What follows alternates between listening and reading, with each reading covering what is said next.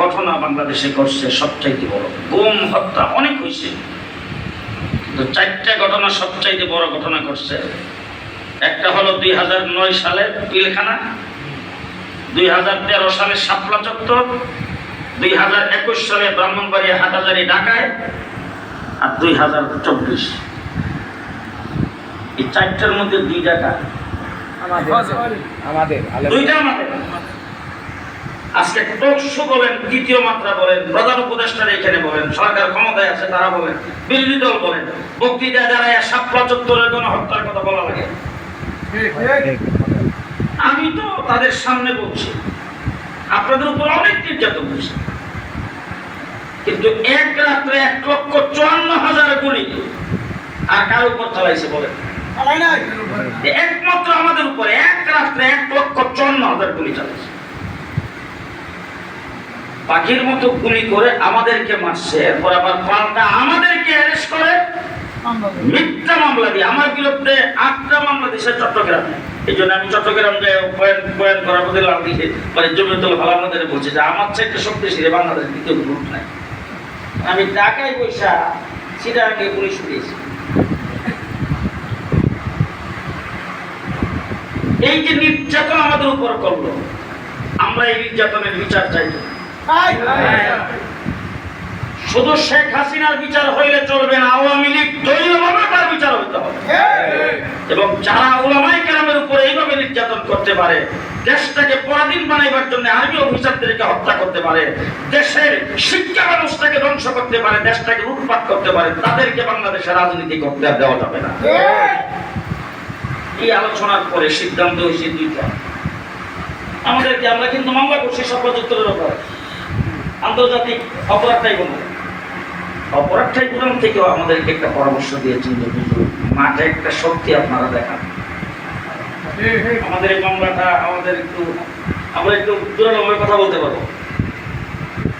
দ্বিতীয় নম্বর, আমরা একটা সিদ্ধান্ত করছি, মাঠের শক্তি দেখাইবার জন্য মাদ্রাসাগুলির যখন সমাবেশ শেষ হয়ে যাবে, সারা দেশের মাদ্রাসাগুলি যখন খোলা থাকবে, তখন এমন একটা সময় হজের আগে মাদ্রাসা ভর্তির পরে এই সময়টা আমরা নির্ধারণ করছি 3 তারিখ মে মাসে আমরা ঢাকায় একটা সমাবেশ করব।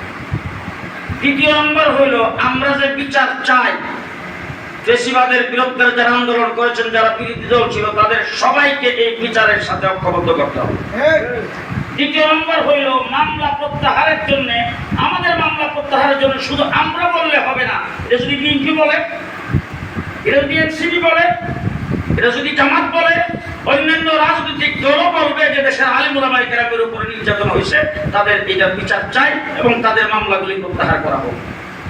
এটার সমর্থনটা তাদের কাছ থেকে আদায় করার জন্য আমরা সিদ্ধান্ত নিয়েছি রাজনৈতিক দলগুলির সাথে আমরা কথা বলবো। আপনারা দেখছেন বিএনপির সাথে কথা বলছি, আনুষ্ঠানিকভাবে বসছি, এনসিপির সাথে বসছি, এটা চলমান আছে, সামনে একটা দলকে আমরা কথা বলবো। দ্বিতীয় নম্বর হইল 3 তারিখের মহাসমাবেশ, আমাদের একটা মুজাহারা দেখানো দরকার। এটা ছিল আমাদের আলোচনা কাজ কমিটি।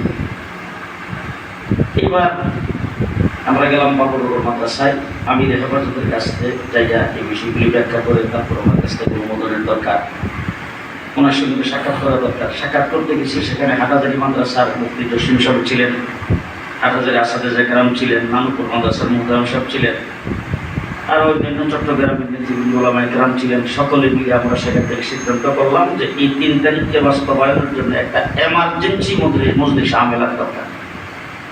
এমার্জেন্সি মজলিস আমেলা গত 20 তারিখে ঢাকার ইঞ্জিন ইনস্টিটিউটে, ডিপ্লোমা ইঞ্জিন ইনস্টিটিউটে সেটা আমেলা হয়েছে। আলহামদুলিল্লাহ 211 জন সদস্যের ভিতরে 185 জন সেখানে হাজির হয়েছে। ওই জায়গার ভিতরে সকলে ঘটনা শুনে 3 তারিখের মহাসমাবেশটা ঠিক রেখেছেন এবং এটা হইতে হবে। এটা আজকে সারা বাংলাদেশে কাজ চলতেছে। এখন যে বিষয়টা আমাদের সামনে আসছে সেটা হলো, বর্তমান অন্তর্বর্তীকালীন সরকার 6টা কমিশন গঠন করেছে। 11টা কমিশন গঠন করেছেন। তার মধ্যে একটা হলো সংবিধান সংস্কার কমিশন, বিচার বিভাগ সংস্কার কমিশন, আরেকটা হলো নারী উন্নয়ন সংস্কার কমিশন। নারী উন্নয়ন সংস্কার কমিশন গত 19 তারিখে প্রধান উপদেষ্টার কাছে তাদের উন্নয়নের প্রস্তাবনা জমা দিয়েছেন।